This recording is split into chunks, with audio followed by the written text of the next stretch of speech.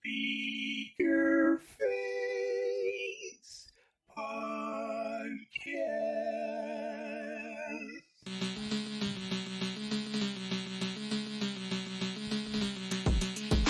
What's the real definition of magic? What's your greatest persecution? Is that the same place of your greatest prevision? Or working hard for something you don't love? Well, that's called stress. And working hard for something you care about, that's called passion. Well, I am a robot with human organs, metal on the outside, guts on the inside. I cause trauma here in the place with the Dr. Rocto. It's the gateway to your psyche.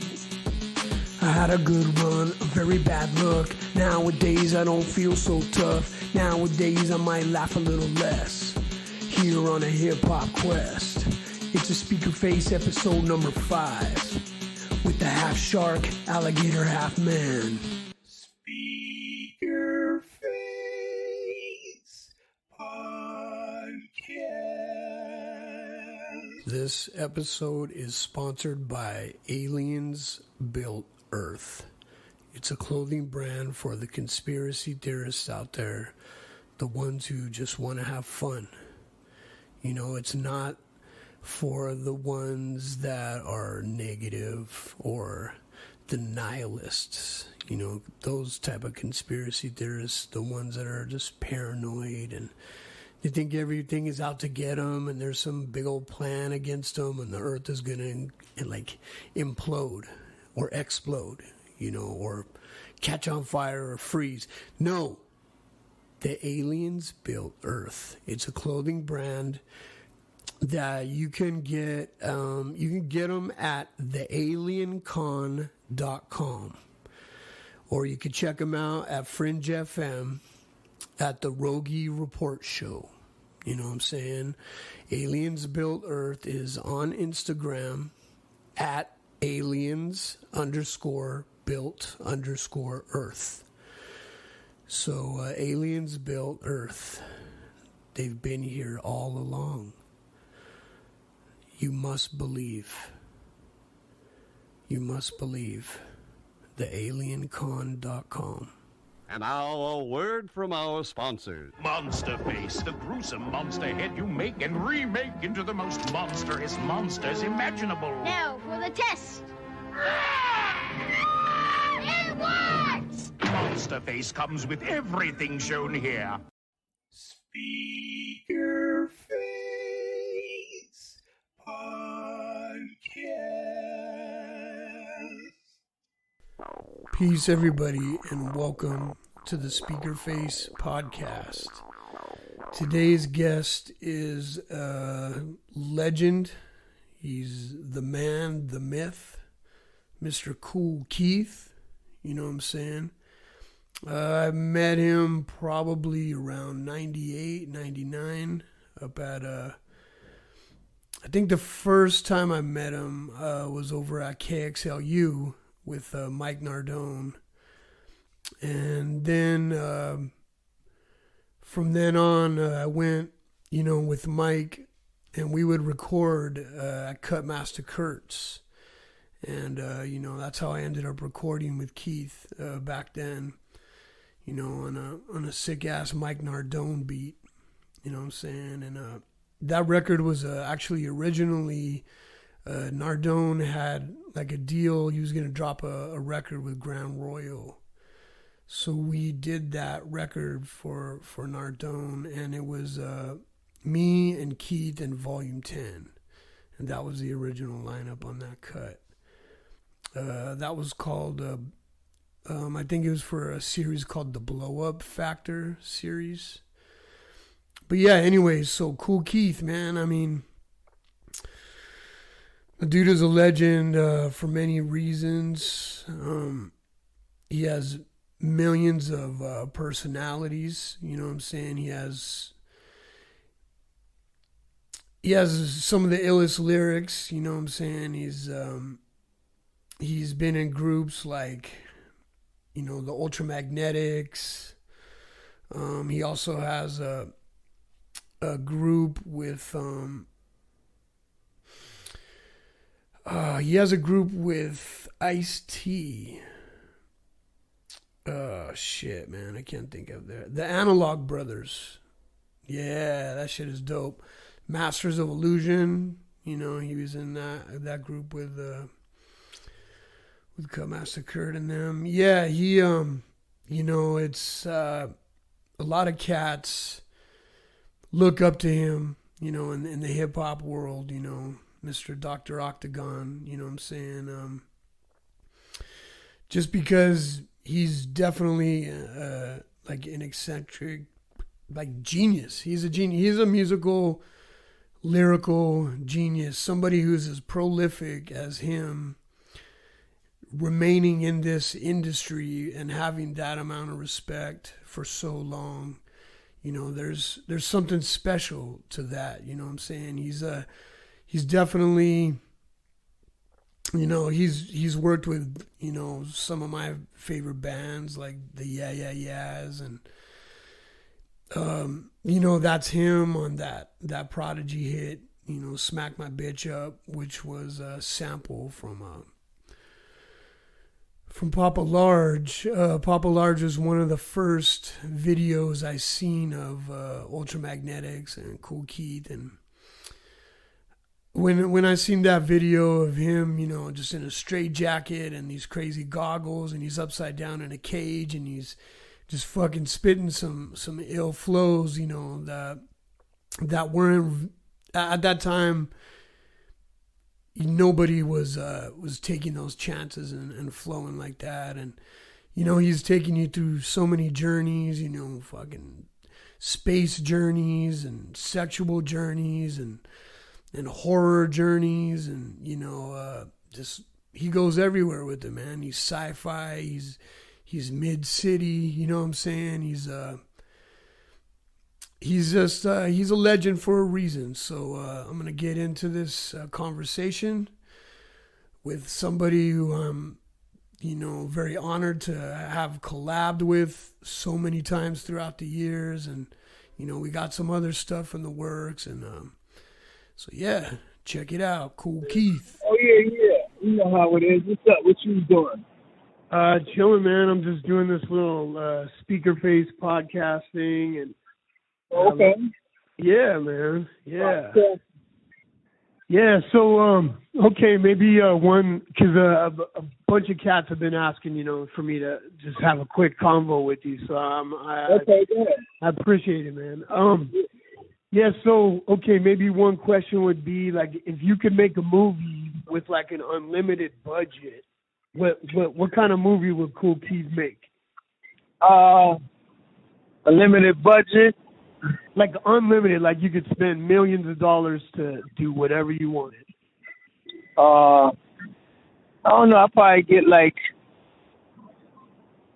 a big boat, a big giant boat with a limited budget. I mean, I'll probably have like about what we call choppers with like 300,000 choppers. Everybody, the whole chopper city. Everybody got choppers, motorcycle choppers.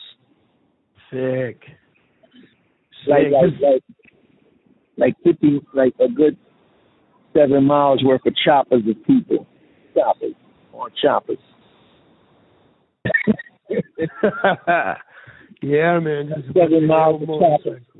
Just motorcycles for the whole island, everyone to see. Yeah, like 7 miles of choppers.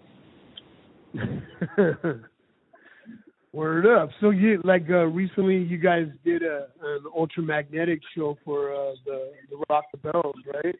Yeah. Mm-hmm. That was real good.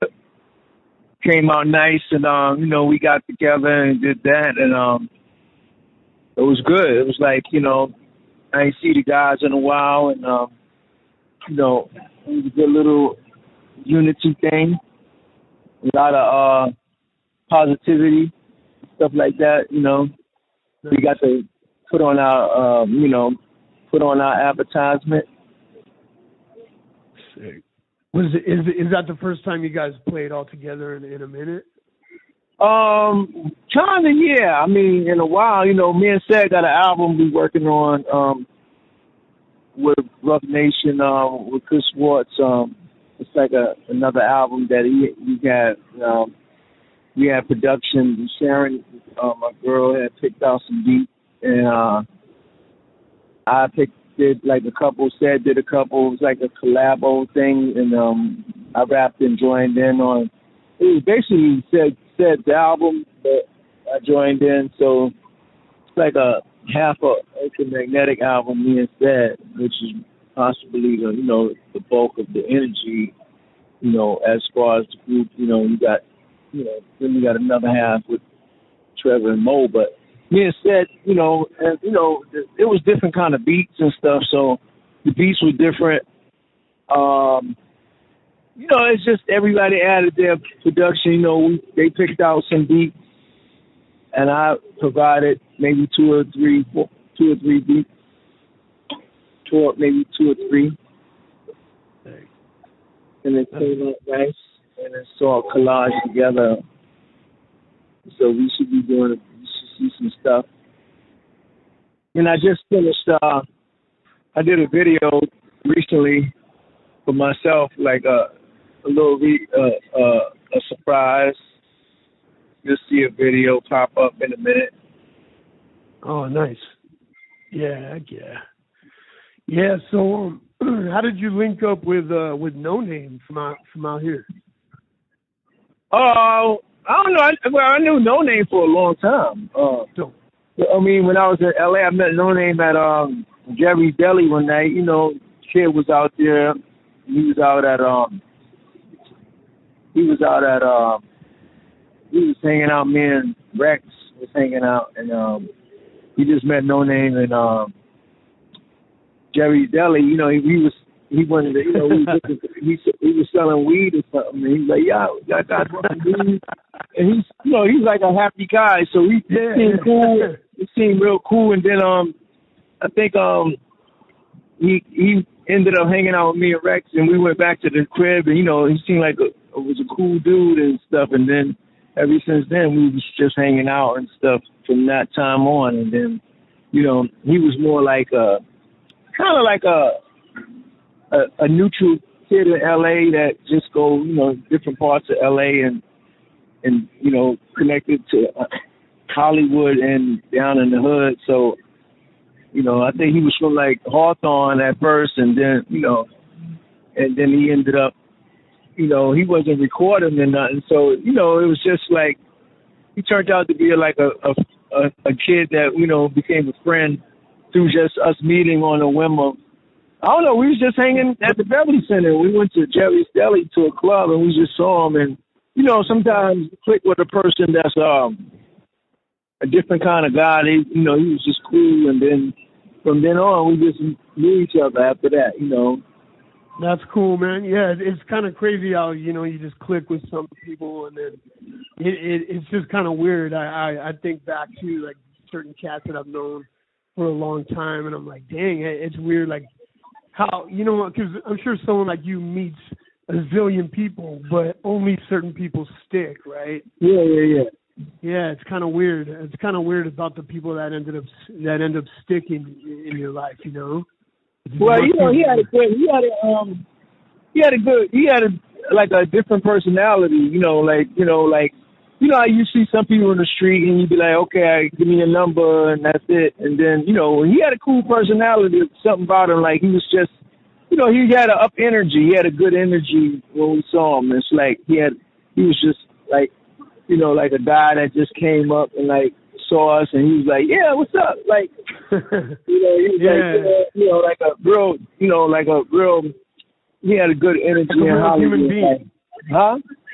Just like a real human being, Yeah, like it was just more like he wasn't Hollywood or nothing. It was more like a guy you like, oh, this is a cool dude. Like come out, let's hang out with us or something. Like it was like that. So it was like, he was a guy like, he mind of somebody like in your family, like a relative or something. Like he was just like, he had his hair.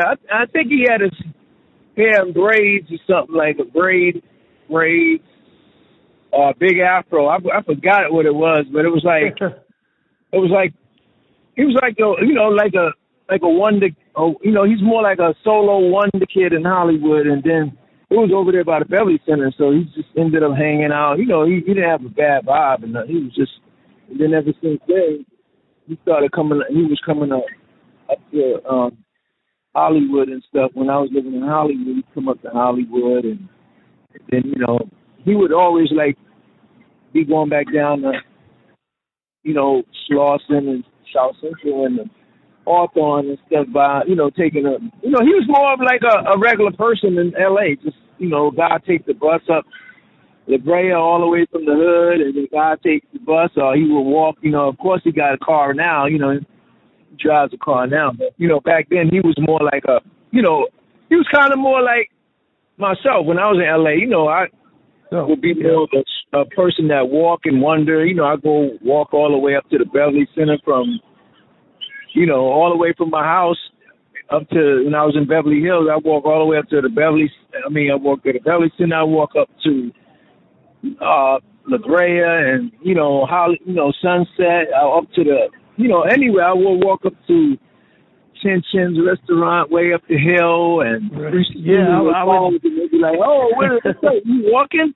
I'd be like, "Yeah, I'm walking." Like that was abnormal in LA to be walking. I would walk all the way up to like Hollywood Boulevard from the Beverly Center. Just right. I didn't mind. Kurt was more inward. He stayed in the house and stuff when we had an apartment. But I was New York was in me, so when I came to California, I was walking like. Oh right, yeah.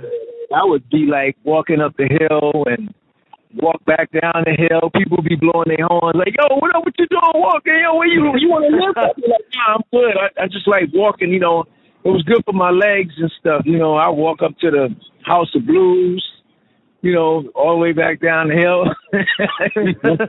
Yeah, I would hear cats. There's a Kool Keith sighting, man. I've seen him in Hollywood walking around, man. And yeah. I walk up there, look at the magazines, and that was still exercise for me. So I walk, and it was in that place. And then if it was far, I'll take a cab out to Long Beach and stuff like that, or something like that. Or I'll go to I'll go to Fox Hills Mall. I take a taxi.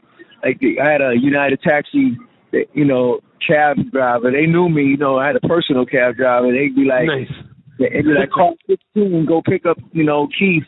So it was like that. So I was pretty much well in getting around LA.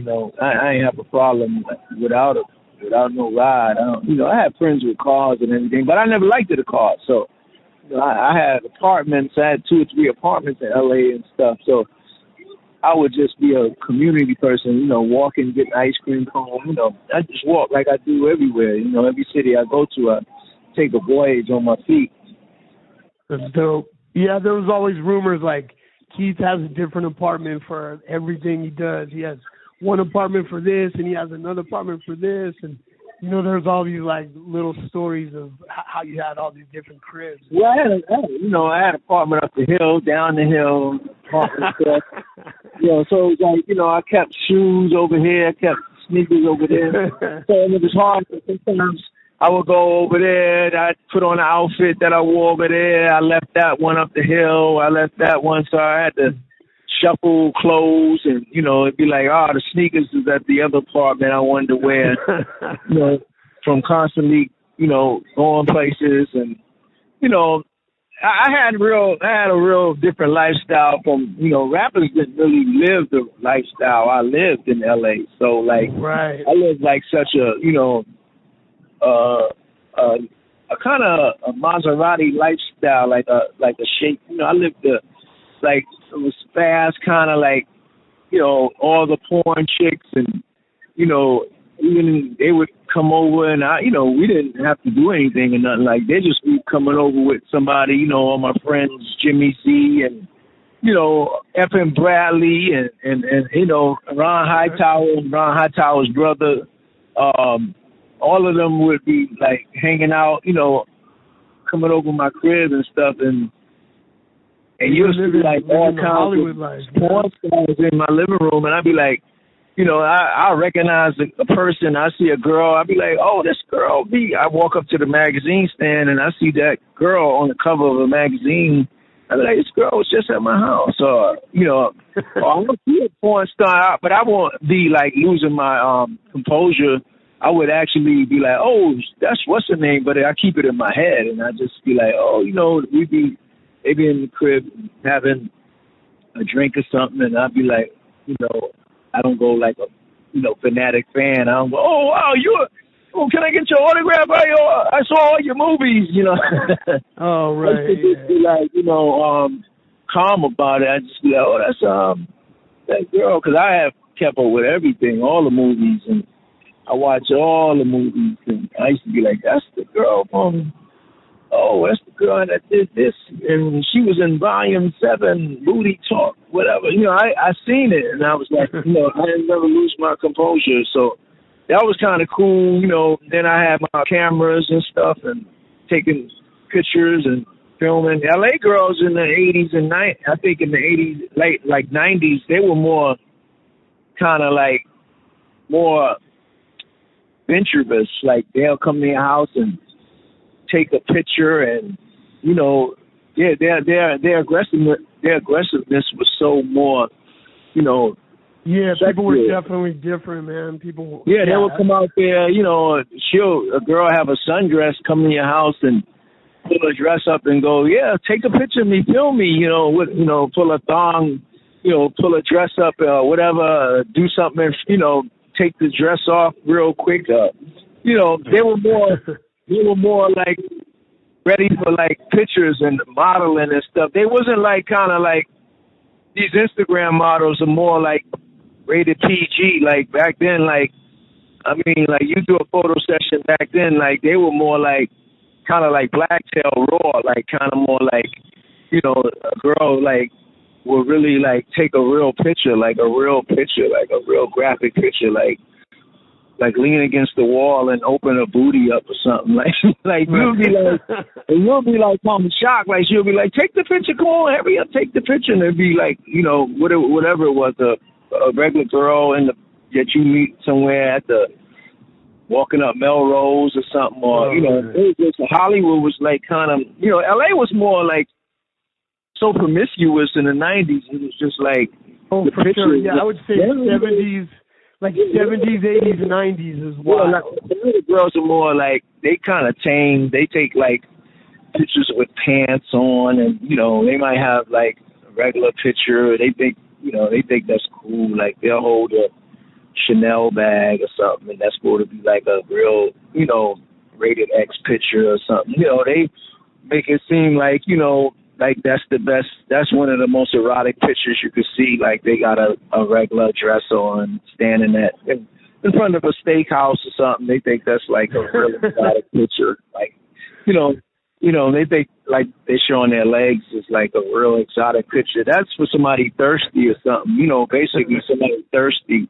But in LA, it was like, you know, the pictures were so on the flame, like rated X pictures was like you said, you take a picture of a girl in your house and you walk up to the magazine stand and you be like, damn, I could have took more wilder pictures than I took wild pictures. Like I see after you open a magazine and you see like, you know, every page just gets more wilder and wilder. You said, damn, I really should have took some pictures. And then when you actually go see her on a movie or something, you know, doing a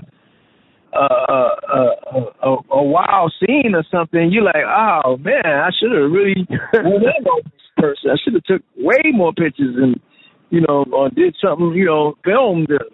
So that go to show now it's like it's kind of tamed kind of now, like, you know, everything got tamed more, like the 2000, you know, the millennium and the 2020 people, they, you know, like, you know, they just take a picture, you know, they got a cat suit on. They think that's like, you know, everybody's trying to become like a clothing maker, basically. Everybody's trying to show like they make bathing suits, you know, that are just cool. Like, it's kind of common though, you know, everybody got the same bathing suits and, you know, it's nothing different, you know, and even like porn. Like, I liked it, L.A., like, the colors and stuff. Like, even when I was making clothes in L.A. with the guys, you know, this guy, J. Timmy, I was designing the clothes and drawing them on paper, but I always made sure I got fabric and stuff that was real colorful and wild and stuff. Like,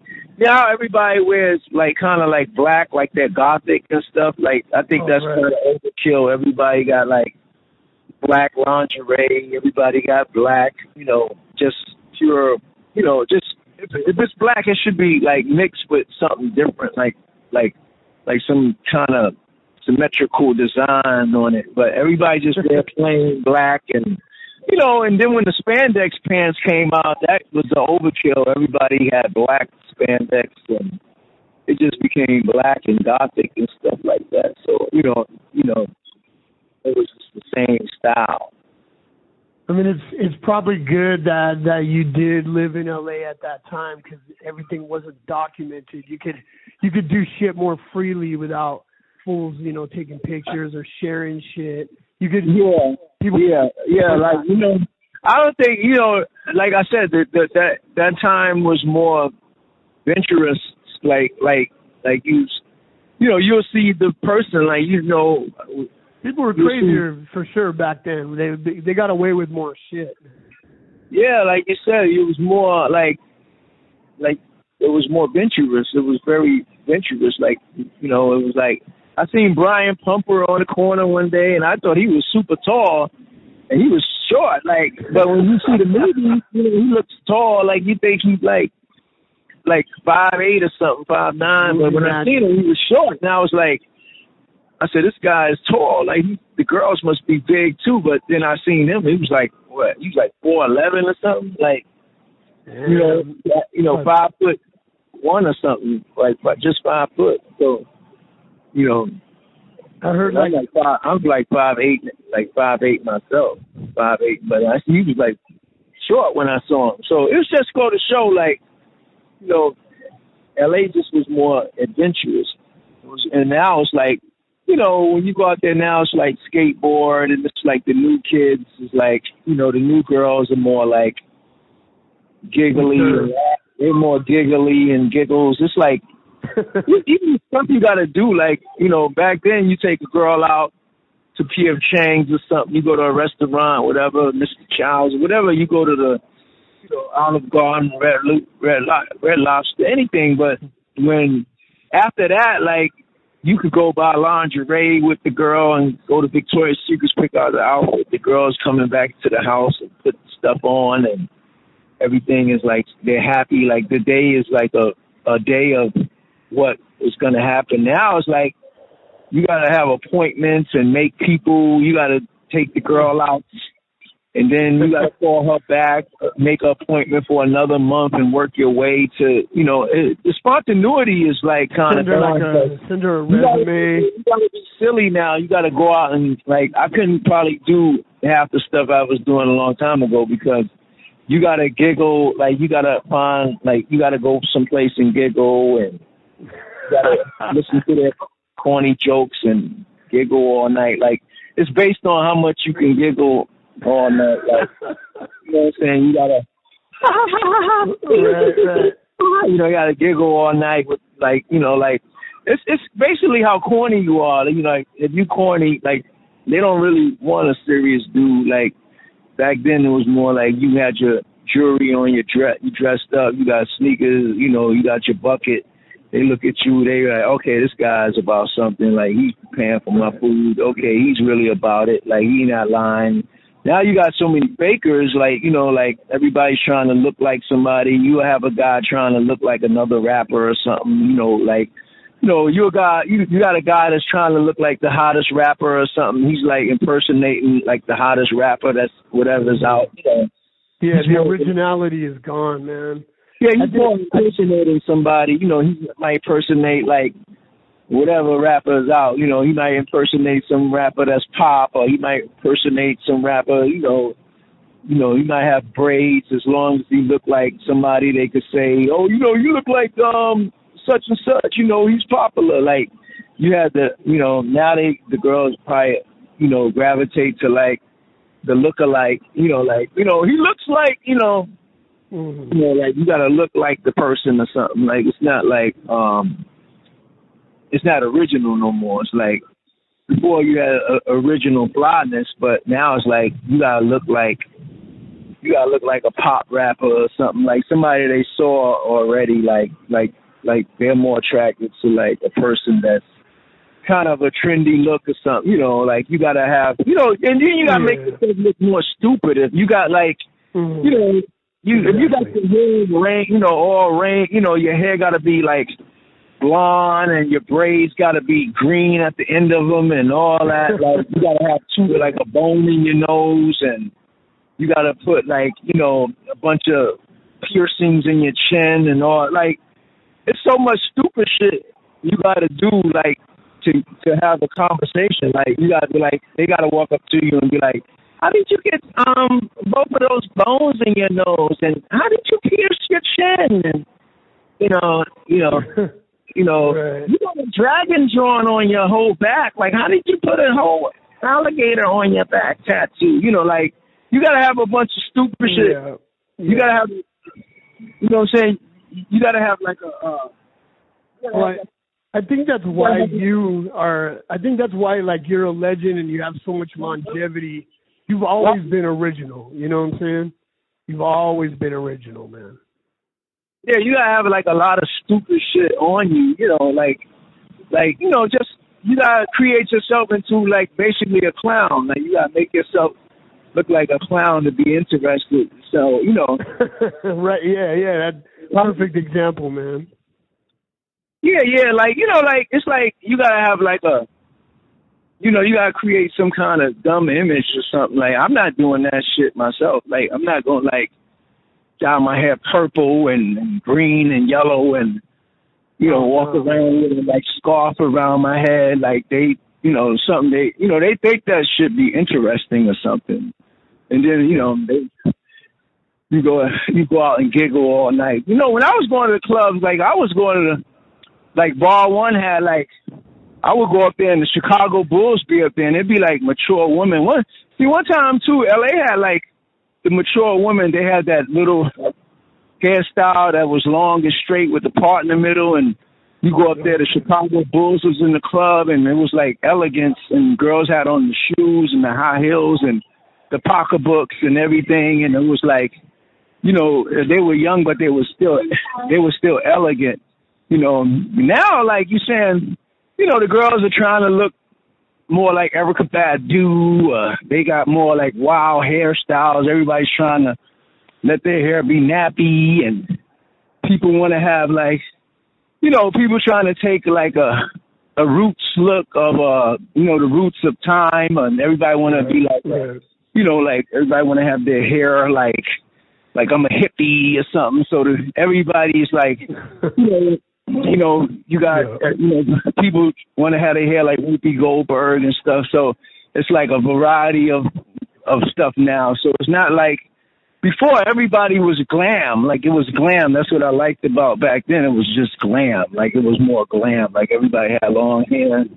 Yeah, more mature. All the girls was driving like Mercedes Benzes, and they got out with pocketbooks and the glam and the Tommy Hill perfume they were wearing. It was glam. Like you didn't mind. Everybody was glam. A lot of those girls got scooped because I guess a lot of the NBA players scooped a lot of them because they was like more like the glam. LA was glam. It was just glam. Now it's like, it's like hippie now. Everybody's, you got a skateboard, and the girl got a skateboard too, and the whole family. You got look stupid. You got to look silly, and you got to have like blonde eyebrows or something. Like, oh, he has blonde eyebrows. Like you got to have something stupid on you. So it's like, let's go giggle. Let's go. Let's go giggle. Like, we're not going to take pictures. Let's go in the park and giggle for like 4 hours. Like so it's like, it's not really what it was. It's not what I like.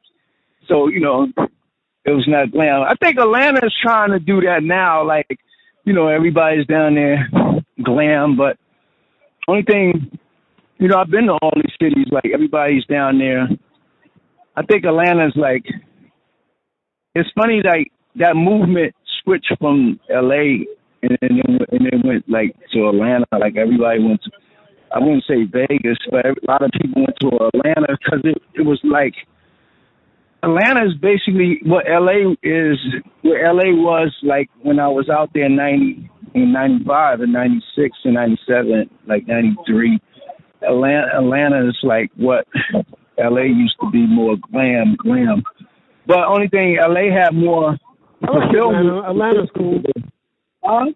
I like Atlanta. Atlanta's cool. Atlanta evolved, like Atlanta is just what LA was in 93, but only thing about LA was more festive and more places to go. Atlanta is more like, you know, you got to find the party and it's so quiet and it's like kind of more not as like LA was, more like, you know where it was. Like Atlanta's still more like, it was like still quiet. Like, you know, you get to Atlanta, it's like, it's a city with glam and a lot of girls, but when you get off the plane, you don't see nobody. It's like desolated. Like it's desolated. So it's like a private underworld world kind of party. I think, you know, and I was wondering, like, okay, I'm saying if girls were so glamorous, why do they move? Why do they go to Atlanta if they're so kind of like it's kind of like. Well, there's money everywhere now, right? Like it's really slow. It's slow, but people make it seem like it's faster than it really is, especially when you come from New York. It's not really fast. So I think what happens down there is, like, I think Atlanta and stuff, between me and you, I think it's an escort hub, basically. Like, basically even with the realtors. Oh, right.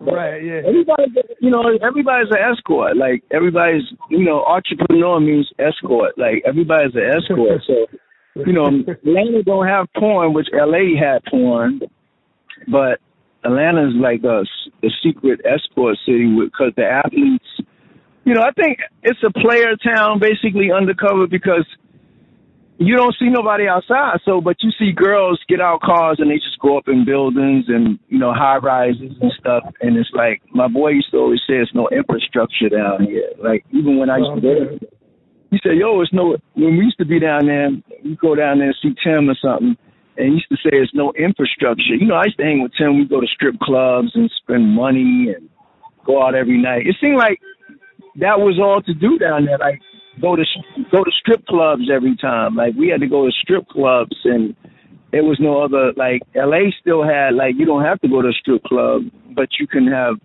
like, entertainment without going to a strip club every night. Like, that city to me was more driven by just, you got to go to strip clubs every day to have fun. Yeah, there's tons of no social. Like, you could dress fly as you want out there and come outside. There's nobody outside. And it's like, no. Yeah, exactly. Like, you can put clothes and everything. You can put on, I don't give a fuck what you wear. You can wear Chanel. You can wear the fucking Prada. You can wear a Prada hat. That's whatever. That's 90 feet big, whatever. Nobody gonna see it because you don't see people. Like, it's like kind of like, it's like an underworld city. So I think it's like you said, it's like more of a city, like it's just secretly escort life, and I don't know how anybody live down there because like it's not really no jobs like that. It's good rent and stuff like that. I think it's just an escort city. Like, it's just an escort and strip club city. Like, and people go down there to go to college. That's about it. It's like a big escort, you know, girls doing. It's like just a big strip club. Atlanta's just one big strip club and escort city. Like, and it's like, the funny part about it is that everybody's an escort out there. Everybody is fooling people. It's just the funny thing about it. Everybody just fools people and make it look like they're like going there for like another kind of culture. Like, some people go down there and be like, well, I'm going to make it like it's the, you know, like a Whoopi Goldberg culture, or it's pro-black, it's pro-America down here, but it's not. It's really it's just what it is. It's what it is, and the secret. I think it's just like a big mistress city, like all the ball players and football players, and it's all the girls surround as a mistress. Like it's the mistress capital of the world. That's about it. That's dope. I think it's the mistress capital of the world because you can go down there and buy one condo and just put a girl up there and like. Because I'm trying to wonder, like, if you like what makes you stay in a dead city?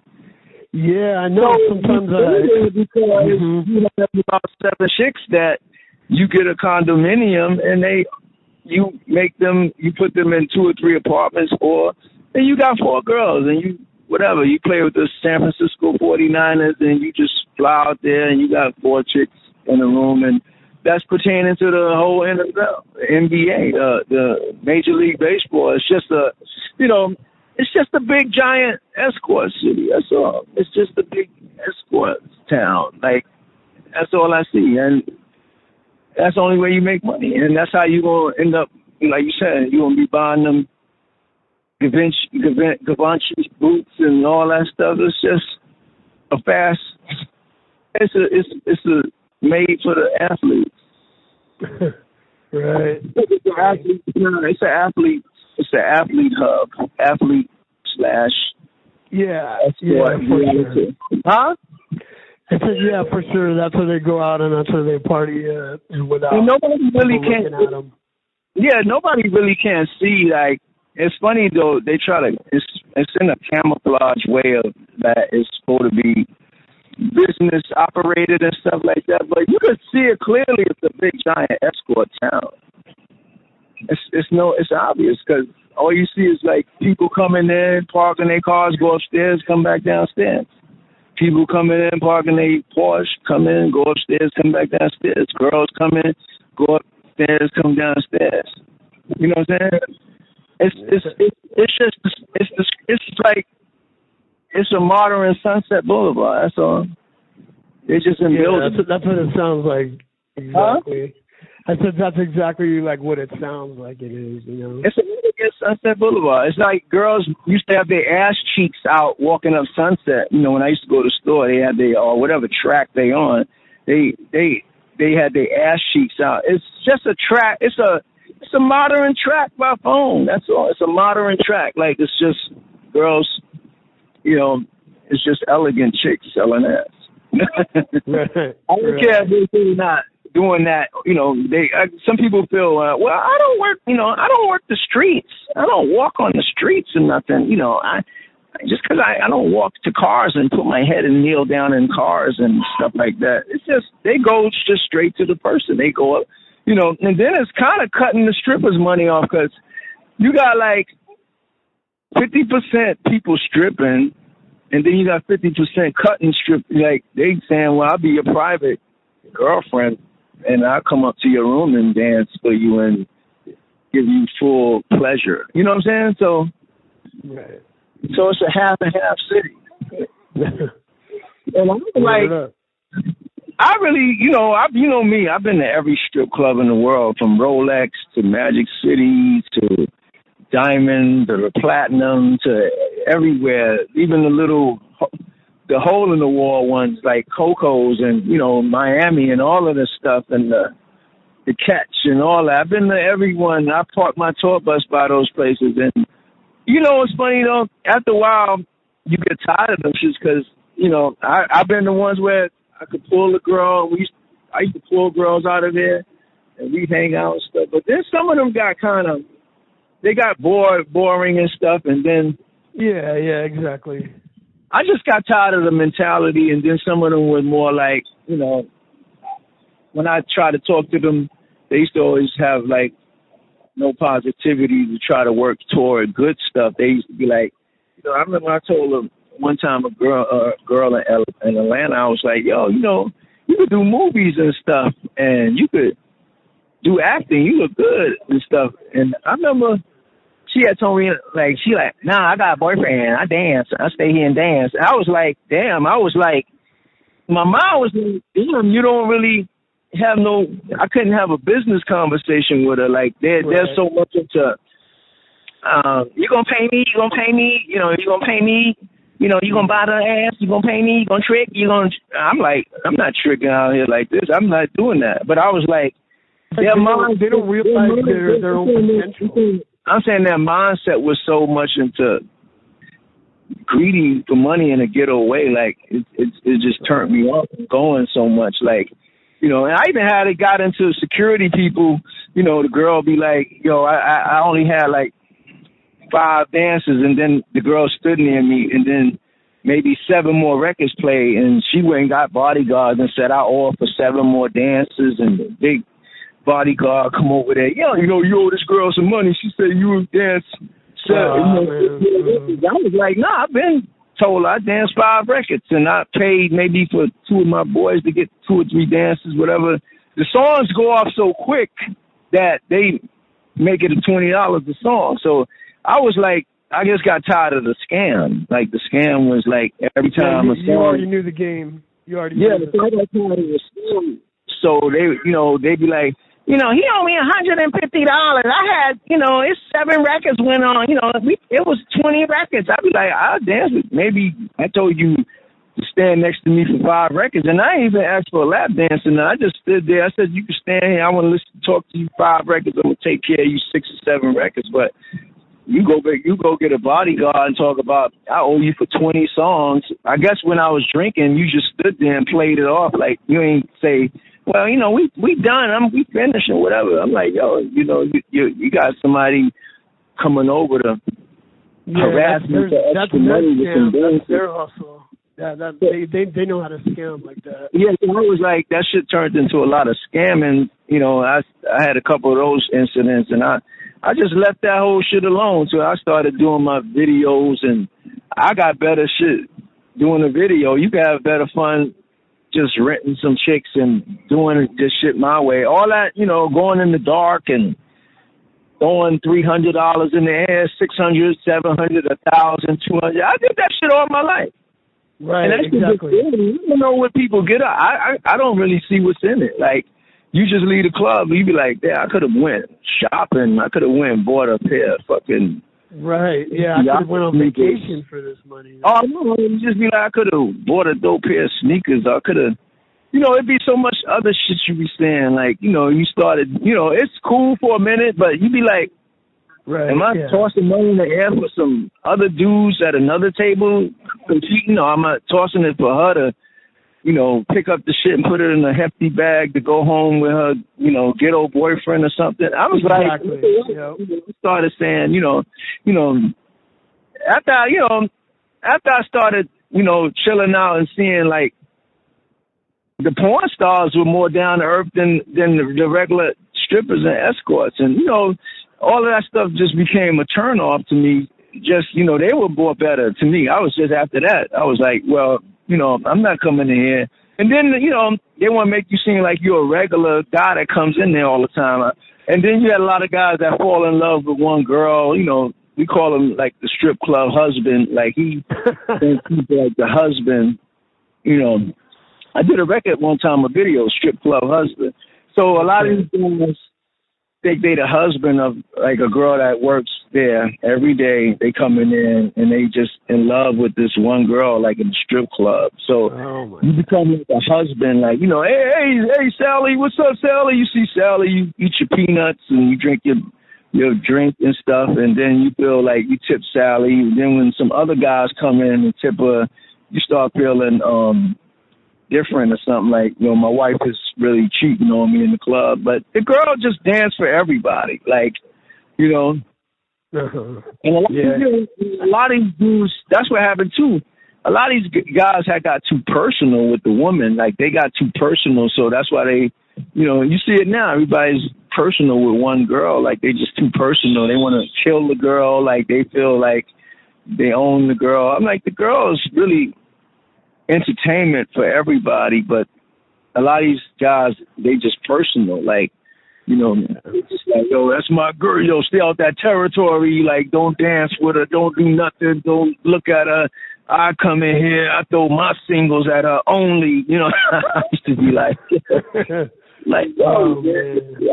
Like, all that shit is like, That shit is to me, those guys should kind of feel embarrassed for themselves, man. No, it's just boring. I mean, that shit is boring now. It's just boring. So I get my, I do my shit another way. I do my shit. To each his own. A lot of people got that. See, I before all that strip club shit, like you said, my friends, all of them was porn stars, and they, you got fucking, champagne and menage a trois sitting in my living room, and like, I'm not, and whatever. It was, spontaneous ecstasy with my friend. So I'm just saying, everybody is just, you see that shit all the time.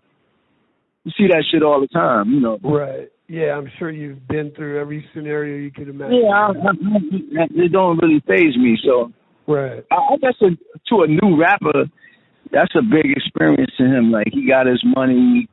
He's getting his first introduction. A lot of these dudes are going through their rookie seasons, so they get their first time to go to that shit, first time to really see it, first time. Like, I mean, you can't knock the first time for somebody to see something, but after a while, that shit get tired. You be like, this shit, I've done this shit 10 years, 15, 20 years. I'm cool with this shit. Like, it's not even worth it, everything, it's not even, you like, this shit is corny, So I guess a lot of the higher, the low-tech people, they still do strip club shit. But I think more like the athletes and people in executive lanes, they go on to escorts and, realtors and stuff like that. They doing more like high-end shit. They're doing escorts and realtors. Every time I see a realtor sign now, I'm going to think that shit. Realtor is nothing but a person showing you a house, but she's wearing a tight dress with a thong showing you bedrooms and all that. So I guess, they even got realtor movies out now. Serious? Huh? That's funny, man. I mean, how many realtors probably met a football player showing them a house? Right. Yeah, like a $10 million house. You know what I'm saying? They work for a little bit of. They put a lot of people put big names on regular titles. Yeah, that's true. People want to stamp like I'm a realtor, but that's like you work for a firm and you get a little percentage from a agency. You make somebody buy a house, but sometimes you really make somebody buy a house if you get on your knees and suck his cock. You know what I'm saying? But all that shit to me is like it's all see-through plastic shit. Same see-through plastic shit. Like, why is it, though, that, like, realtors are the only ones that put their picture on everything? That's the only occupation. Yeah, it's weird, man. It's like you go to clubs, chicks be giving you cards with realtor shit on it. You be like, okay, this is your advance. You're not looking in cars no more, peeping in cars with a short dress and showing your ass cheeks. You're just giving it more modern. Just modern. Everybody's doing modern. Modern, huh? They're just all modern escorts, dude. Yeah. Everybody's doing modern escort, discreet escort. Everybody camouflaging all the shit they do. Right. Yeah. Exactly. Well, dang, man, I really appreciate your time, man. It's been a great conversation, dude. Oh yeah, it's always good. You know what I'm saying? It's always good. I'm always just making moves, hitting corners and making moves. That's right, man. You know what I'm saying? Yeah. So, my voyage and everything, good talking to you. And, like you said, I've traveled every city and been around the world, walked around London, walked around L.A. Any city you name, I'm always around. I've been there, done that. Yes, sir, man. You're a legend, dude. You're a legend, man. Yeah. So, let me know you print up documentation. Yeah, man. Yeah, I'm gonna talk to you soon. I got a couple things in the works with Eric, so I'll be talking to you in a minute. Okay. Yeah, good talking to you and everything. Cool. All right, brother. Have a good day, man. Okay, all right. Okay, peace. And now a word from our sponsors. Has the idea of having to get a crown in your mouth, does it make you cringe? Well, it did for me, but not anymore. Hi, I'm Mike Jones, and I'm here to tell you about my personal fucking dentist, man. And all the wonderful folks at Punch You in the Grill Family Dentistry here in Shitville fucking Planet Fuck. When I needed a crown, I used to think, oh no, I'm gonna be gagging on that gooey stuff and like wearing some temporary tooth out of my mouth for like a week, and I'm gonna have to name my extra tooth and fucking massage my gums like a little fucking pansy, but making a second appointment for a permanent crown, and then that the shit doesn't fit right. There's gotta be a better way. But guess what? There is, because the family at the dentistry, at the fucking Shitville dentistry, they create a permanent crown right in the office. And there's no gagging on the awful impression material. And it's all done in a sophisticated computer program. And there's no waiting. It's just one visit. You need a fucking crown. Get that shit done. Everyone got to do it sooner or later. It's my personal fucking favorite.